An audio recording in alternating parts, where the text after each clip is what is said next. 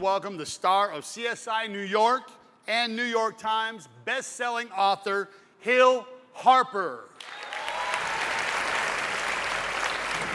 What's up, everybody? Hey, so check it out. We got a lot of ground to cover very quickly, and I asked someone to find me a volunteer. Can the volunteer come on up? Give it up for the volunteer. He's so much a volunteer, you see, because I don't really even know his name. What's your name, brother? My name's Reginald Ware. What do they call you? Reggie. Reggie. Okay, now this is interesting, Reggie. Reggie, so it's like a magic show, just so people understand, have you and I ever met? Never. Before today. Do you know what I'm about to ask you? No, I don't. That's what's the part that's... Okay, so check this out, Reggie. I'm an actor, so we're gonna do like a little improvisation right now. We're gonna set a scene. Imagine if there's nobody here, right? Maybe we're out on the street somewhere and we're hanging out. And Reggie, you and I are standing. Just so I understand, and just asking, how much you weigh, Reg? I just want to get a sense. 256. 256. Now, what if I told you that I weigh like $149? I say that's kind of light. Yeah, that's a big difference, though, isn't it, Reg? Right. Now, so, Reggie, we're on the street. We're standing like where y'all right y'all face to face. Now, Reggie, tell me one thing. Just answer me this one question. What could I say to you that would make you take your 256, ball up that right fist, and punch me in my face? I don't know at this time in my life. Is there anything? What if I talked about your mama? No, I'm a little bigger than that. Okay, what if I said that Reg, your ears were a little small, like they got a funny shape to them? Would that do it? I'm heavier than that. Okay. So is there anything I could say to you, Reg, anything that would make you punch me? I'm not sure. We would have to find out. Okay. Does anybody know Reg? What's his trigger? What's Reg's trigger? Food. So if I took your food, you like a little, all right, like a red-nosed pit bull. If I took your food, you come after me. Maybe. All right, y'all, give it up for Reg. Give it up. So, check it out. Thank you, Reggie. Check it out, you guys. That little improv is going to make sense to you as I go down this talk. This is the first letter, the actual letter that I ever received from someone in prison. Came to me about 8 years ago, and what's interesting about that letter is this is how it starts. It says, "Dear Harper, my name is Brian. I'm 16 years old, and I'm in jail. I can't use a computer, so I can't email you. I wrote these to some place in New York, and I hope and pray they fax these letters to you or give it to you some way because I really want to talk to you about a lot of stuff, Hill. Just finished reading your book, Letters to Young Brother. It was the best book I ever read in my life, and I mean that. But if Penguin didn't give you these letters, I'd like to have your home address so we can correspond back and forth with each other." And the letter goes on to tell me what he was up to and what was going on in his life. And his name is Brian. And the letter struck a chord in me, but I didn't understand why he was really sending it to me. And then the next week went by, my office got 3 more letters. And then the next week went by, my office got 5 book reports and another set of letters. And then a month went by, and I got 35 book reports in my office. And so I started figuring that this is from all over the country, and I started thinking about, well, what's really going on? What I started to find out is that juvenile court justices were assigning my first book, a book I wrote called Letters to a Young Brother, to young offenders as they were sentencing them. And now you can imagine I had mixed feelings about that because, assigning my book as a penalty, that's not too cool. But the judges decided that they needed to write book reports. So the judges, I guess, got the book reports back, didn't know what to do with them, so they sent them to me. So in my office right now, there are 2,000 to 4,000 book reports on my book. But what this led me to do was, over the course of the last 8 years, spend a lot of times in juvenile facilities, adult prisons, and meet a lot of individuals. And as I started to break down this mass incarceration abomination we have in this country, I started to learn something very simple. And it's this idea right here that you can't be free if the cost of being you is too high. You can't be free if the cost of being you is too high. And for too many of us, there's a high cost of being us. No matter where you come from, if you come from a neighborhood that didn't have great schools, or if you decide to commit an act or an activity, or if you allow an outside influence like I was just trying to do with Reggie to impact your plan, there's a higher cost of being you.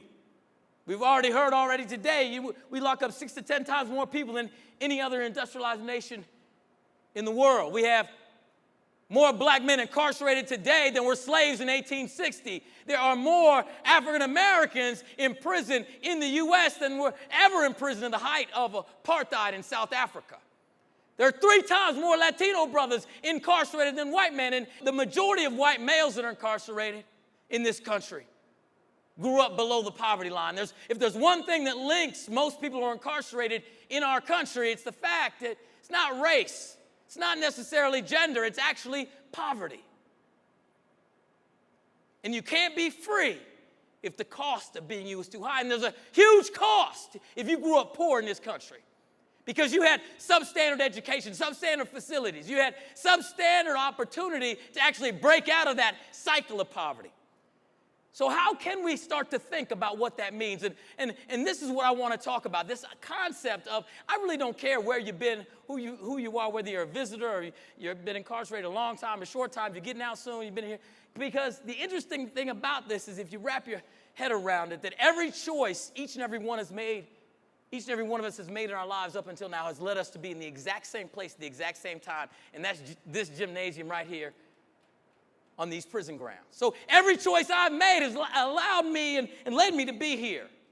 And every choice you've made. So I don't care about the past. What I want to explore is what's next, your future. What's my future? What's your future? Dr. King said we're all tied together in a single garment of mutual destiny. That means no matter how well I may be doing in Hollywood, if a young brother or sister in Blythe, California is not doing well, then I'm not doing very well. So, what's next? The greatest quote, I believe, about future, and I want to break it down real quickly. It's about 50 years old, but it said, the future does not belong to those who are fearful of bold projects and new ideas, but rather the future belongs to those who can blend passion, reason, and courage into a personal commitment to the great ideals and enterprises of American society. The future does not belong to those who are fearful of bold projects and new ideas. That means the future does not belong to people who are afraid of innovation or change, but rather the future belongs to those who can blend. And he says 3 words: passion, which to me means energy. And let's break down what energy is. You know, we had our fly physicist here earlier, right? Physics tells us that energy is required to move anything that is stuck or in stasis. So if you're actually going to move something, that you have to apply energy, yet most of us walk around this world with too little energy. We get up in the morning and was like, you know what? I hate my warden. I hate my CO. I actually hate my girlfriend. I hate my family. You know what? I'm just tired. I'm tired. And we don't actually get up and say, you know what? Today is the day I'm actually going to change my mentality. I'm actually going to shift out of what I see around me, and I'm actually going to transcend. I'm going to live with the level of energy that's required to go to that next place. So, passion is the first word. The second word is reason. Now, reason is an old-timey word. It's an old word that we really don't use much anymore, but to me it means critical thinking skills. Simply means critical thinking skills. And we think about this concept of critical thinking. I'm reminded of when I was at Harvard Law School, and the one thing they do teach very well at Harvard Law School is the ability to be a critical thinker, the ability to look at a case of law and to analyze it and to decide, okay, well, I can argue this side of it, I can analyze this piece, or I can argue that side. And so it was my 3rd day of school at Harvard Law School, and I decided to blow off some steam. You know, I played basketball. I don't know if you guys ever seen a movie I did years ago called He Got Game. It's a basketball movie. Yeah, well, if you saw that, you know I'm a really good basketball player. I don't know why you're laughing. It's true. No. So I decided to go play some basketball, and just as I go to play, there was nobody there. The interesting thing about being at Harvard Law School, the library is full, but the gym is empty. And so I decided, playing basketball by yourself is not that fun. So I decided to leave, and just as I hit the door, in walked this tall, skinny guy. His socks were pulled up a little too high. His shorts were a little too small. It looked like he was like, way back in the day, they used to wear those short shorts when they played like Dr. J and Larry Bird, And this is what he looked like. It was a little odd, but it was okay. So I walked to him. I said, hey, man, you want to play basketball? He looked down at me and said, well, why else would I be in the gym? I said, don't get smart with me, dude. I don't have the restraint of Reggie. I'll cut you.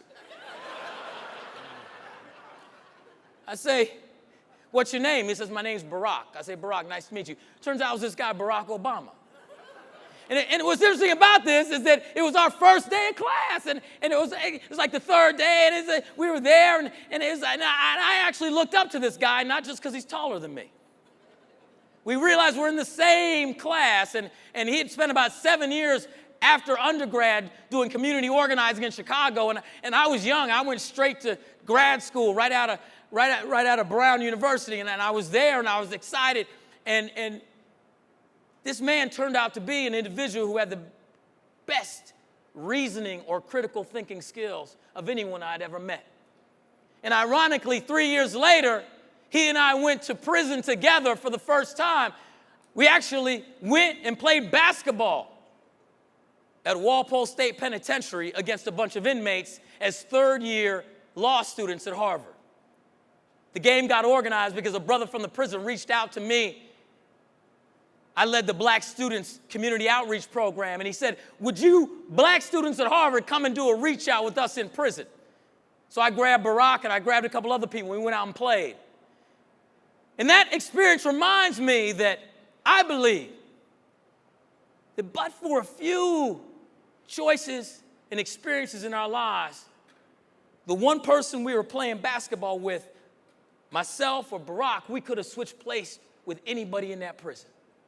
They could have gone on to be president or gone on a TV show, and we could have been the ones in prison. Because it's that tenuous in this country if you're a black man in America. It's that close.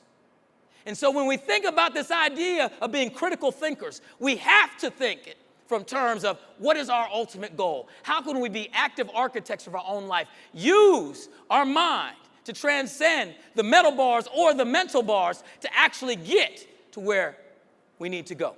So we know energy is required, critical thinking skills are required, and the third and final piece that is required, and I love words, y'all. Roots of words are my favorite. The etymology of the root of the word courage is kur, which means heart.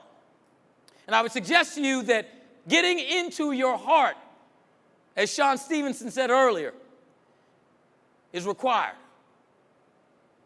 So using your energy, using your critical thinking skills, and using your heart is what will help all of us transcend. With that in mind, will you all say this with me, with a little bit of energy? Say this. I will not. That's not enough vocal energy. I will not allow fear to stop me from making the choices that I know I should make. Instead, I will live from my heart, be the architect of my life, and in so doing, give all others permission to do the same. God bless you, Ironwood.